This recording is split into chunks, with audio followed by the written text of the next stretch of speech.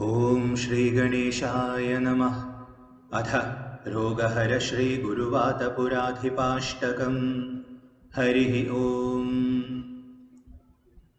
गुरुपुरमन्दिर गोकुल सुंदर गोपपुरंदर गोपतनो गुणगण सागर भक्त शिवंकर कौस्तुभकंधर केलितनो गणपति होमज धूम सुवासित गव्यपयोर्पण तुष्टमते। जय जय हे गुरुवातपुराधिपरोगमशेषमपाकुरु मे। मुरहर माधव मंगल संभव मान्य सुवैभव रम्यतनो मधुरिपुसूदन मातृसुपूजन मंगलवादन मोदमते। मधुमय भाषण चोत्थव वंदन तात सुपूजन तृप्तमते। जय जय हे गुरुवातपुराधिपरोगमशेषमपाकुरु मे। प्रतिदिनमादर पूर्वदिनार्चित माल्य विसर्जन दत्ततनो प्रतिदिनमर्पित तैल सुषेवन नाशित दुस्सह रोगरिपो प्रतिदिनमद्भुत चंदन चर्चित चंपक कल्पित माल्यतते। जय जय हे गुरुवातपुराधिपरोगमशेषमपाकुरु मे। करिवर कल्पित कंज सुमोत्तम कम्रकराम्बुजलोक गुरो भयततिमोचक भाग्य विधायक पुण्य सुपूरक मुग्धतनो शिवजलमज्जन दर्शन वंदन कीर्तन संस्तुत भक्ततते। जय जय हे गुरुवातपुराधिपरोगमशेषमपाकुरु मे।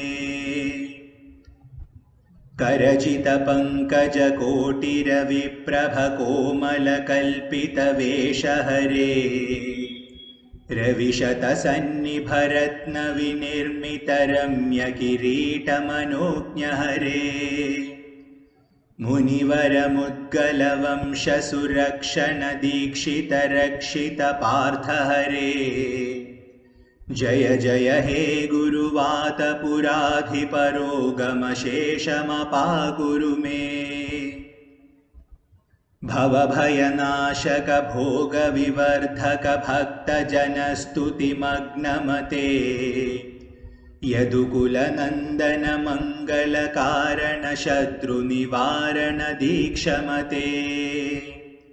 गजपति संश्रय वाद्य सुघोषण नाम सुकीर्तन हृष्टमते।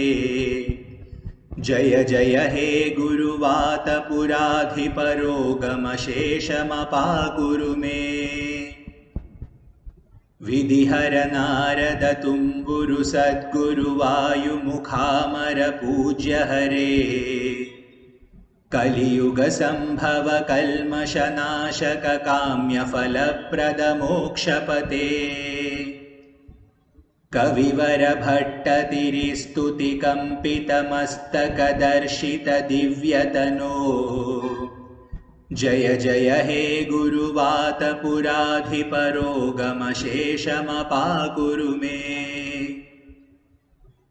चरणयुगागत भक्त जनार्पित देह तुलाभर तुष्टमते तव चरणाम्बुज मानस पून्दन दर्शित दिव्य गृहाधिपते। विषभय रक्षित पाण्ड्य नरेश्वर कल्पित मंदिर वैद्यपते। जय जय हे गुरुवातपुराधिपरोगमशेषमपाकुरु मे। शिवदमनन्त पदान्वित राम सुदीक्षित सत्कविपद्यमिदम् गुरुपवनाधिपतुष्टिदमुत्तममिष्ट सुसिद्धिदमार्तिहरम्। पठति शृणोति च भक्तियुतो यदि भाग्यसमृद्धिमथो लभते। जय जय हे गुरुवातपुराधिपरोगमशेषमपाकुरु मे।